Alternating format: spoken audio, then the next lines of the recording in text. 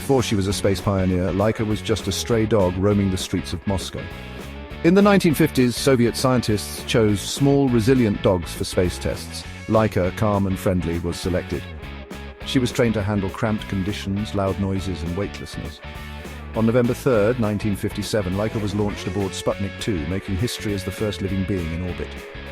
But there was no way for her to return. Due to overheating, Laika passed away within hours.